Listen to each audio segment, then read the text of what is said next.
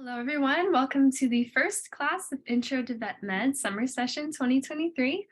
Today's video will be a bit short because we're just going to do our welcomes and our introductions and just like a very, very brief mini lecture.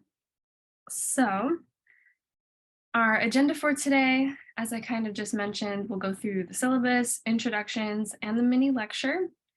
So if you want to read the whole entire syllabus and get all the details about the class, the link will be in the description below. But basically how this class will work is it will be asynchronous. You can watch it on your own time, go at your own pace. Pretty much what I'll do is I will make the lecture recording videos on my own and then try to upload at least one video each week. And then if you want to enroll in the class, feel free to press the subscribe button. That way you don't miss any videos. And then any slides, resources, information that I share with you in the videos, all of that will be linked in the description as well. Feel free to use the comment section for any questions, ideas, or feedback you'd like to share. So for introductions, we are going to answer a few different things. We'll say our names, the year in school, and something we like to do for fun. And if you'd like to participate, feel free to comment below and introduce yourself. So I'll go first. My name is Chloe, and I'm actually taking a gap year, so I'm not in school right now. But something I like to do for fun is make stickers. So I'll draw a little design on my iPad, print it out, put it through my cutting machine, and make stickers. And then for our warm-up question for today, the question is, what is your favorite animal and why? My favorite animal is a penguin because they're the only bird that can swim underwater, and I think that's very cool. But feel free to share below what your favorite animal is. I would love to know. Okay, so moving on to our mini lecture, we have 5 tips for pre-vet students. The first tip is to prioritize education. This one is really important because you have to have a solid GPA in order to get into vet school. I think the average GPA is around a 3.5. And there are some situations where you can get in with a lower GPA, like maybe a 3.2. But if you really want to be competitive, aim for above a 3.5. Maybe like a 3.7 would be good standing. For your high school education, your grades do not matter to vet schools. They're not going to look that far back into your transcripts. And so just mainly focus on getting into college during your time in high school. And that could look like going straight into a 4-year university, or maybe you're preferring to do 2 years at a community college and then transferring into a 4-year university. Either way will work. It doesn't really matter which path you choose to go down. But when deciding about colleges, please do also consider the cost. If you will have any student loans from undergrad, and if that will carry with you throughout vet school. Because as I'm sure you're already aware, veterinary school is very expensive. The average student loan debt from vet school is about $250,000. And so when you're considering that and then adding on anything extra you have from undergrad, that can easily increase the amount of debt you'll have by a lot. And that'll also make it a lot harder to pay off once you're done with vet school. And then lastly, for high school students, I do recommend doing at least one after-school activity. And this could be working a part-time job or joining a sports team or pursuing a hobby that you enjoy doing. Anything that's not vet med related to help show that you're a well-rounded applicant to college.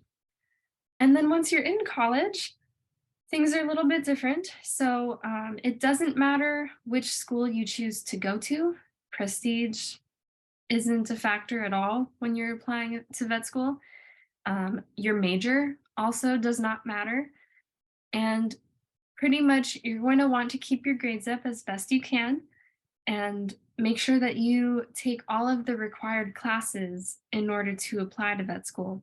Really try to get good grades in those classes specifically, as vet schools will be considering your grades in those classes as well as your most recent 45 semester or quarter credits.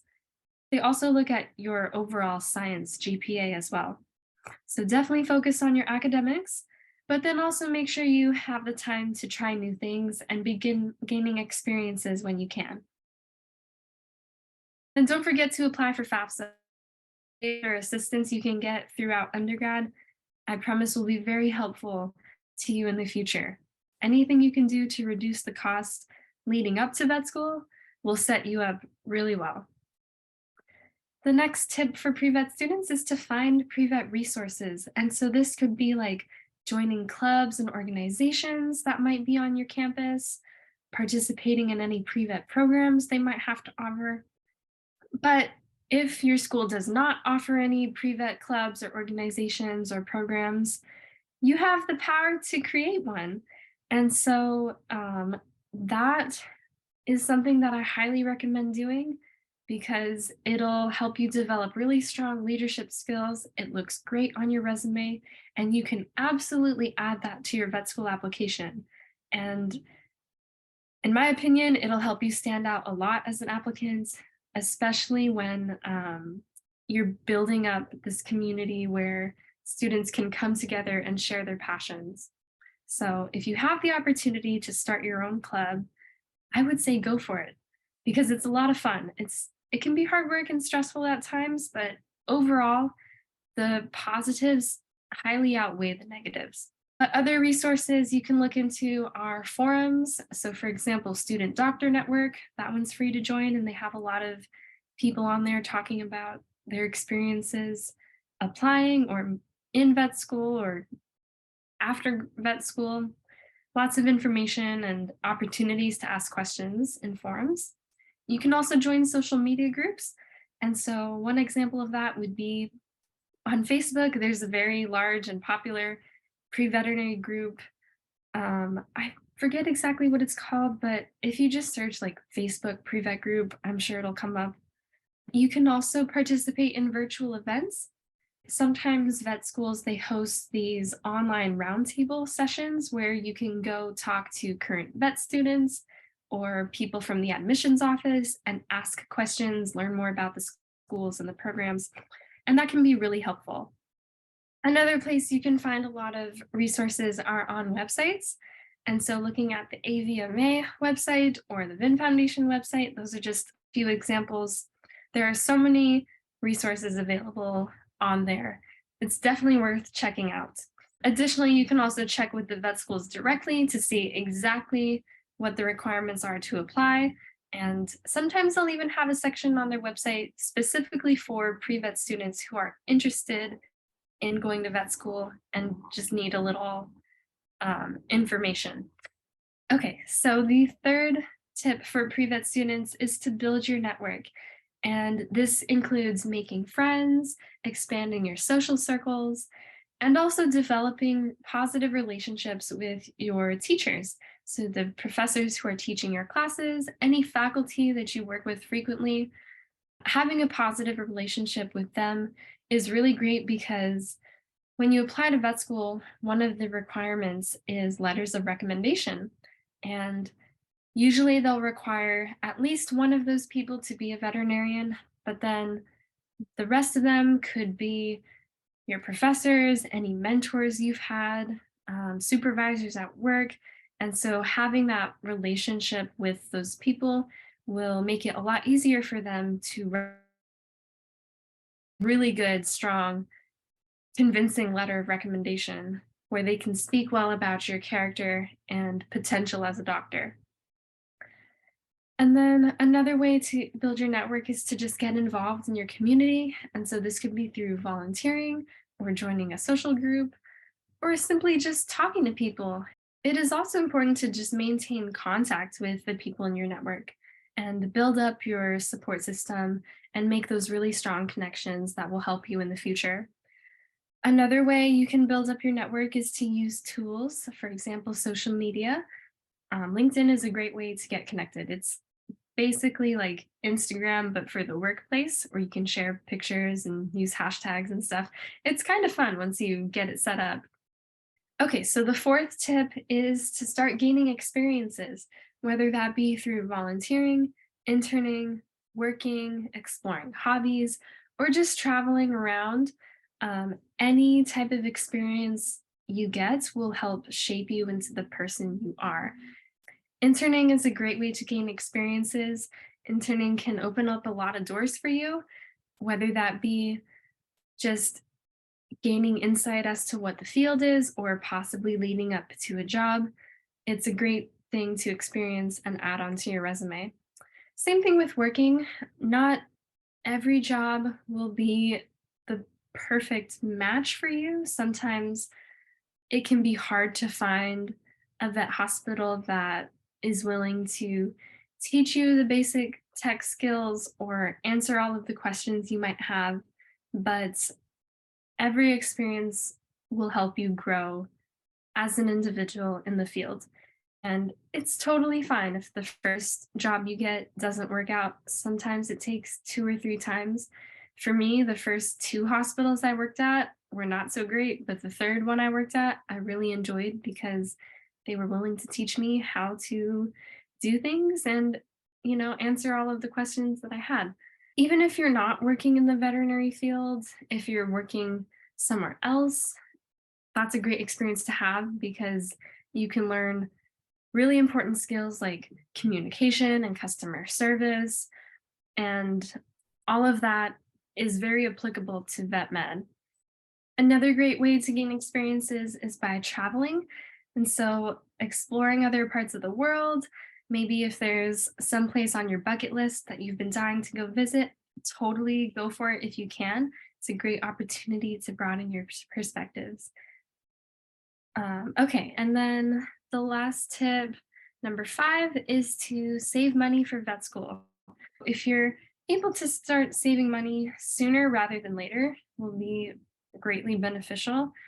It's definitely a good idea to research your financial aid options, looking into any scholarships you might be eligible for, and the less that you can take out in loans will result in the less debt you have to pay off once you're done and graduated. Oops. Okay, so lastly, I do have a few bonus tips, and that's pretty much just going to be asking questions, reaching out to people when you need help, maintaining awareness about what's going on in the field. So, looking at how the job market is, if places are hiring or if they're not hiring, or maybe there's some new laws and regulations coming out, or any research articles about new treatments and medical cases. It's good to know what's going on in the vet field as you're starting out, um, as you're in it in general. It's always good to keep up with the news. Also, it's okay to struggle with imposter syndrome or perfectionism or the fear of failing. I think all of these three things are really common amongst pre-vet students. Generally speaking, there's this competitive mindset that pre-vets have where they have to get all A's and do all the things and be the absolute best at everything. And that's not necessarily true because everybody's path up to vet school is different. And those differences are what makes you as an applicant unique and stand out. And so it's okay to fail a class and retake it. If anything, that just shows you're willing to continue through a challenge and not give up. It's okay to feel like maybe you don't quite belong here yet because I know that's happened to me. And honestly, the longer I've stuck it out and stayed in the field, the more I feel like I'm a part of it. Lastly, it's a good idea to have a life outside of being a pre-vet. Don't let your world revolve around pre-vet things. Don't let it consume your entire life. Have some things that you enjoy doing outside of pre-vet because that'll help you stand out as an applicant, and it'll also help balance things out so that you're not always focusing on pre-vet And sometimes you do need to take a break, and having a hobby or things that interest you outside of pre-vet med, that can help balance things out. All right, so the next topic we'll be discussing is VMCAS and veterinary schools. And so if you would like to enroll in the class, be sure to subscribe so you don't miss the next sessions. And then once again, if anyone has questions, comments, concerns, feedback, or any ideas, be sure to leave a comment below, and I will see you next week.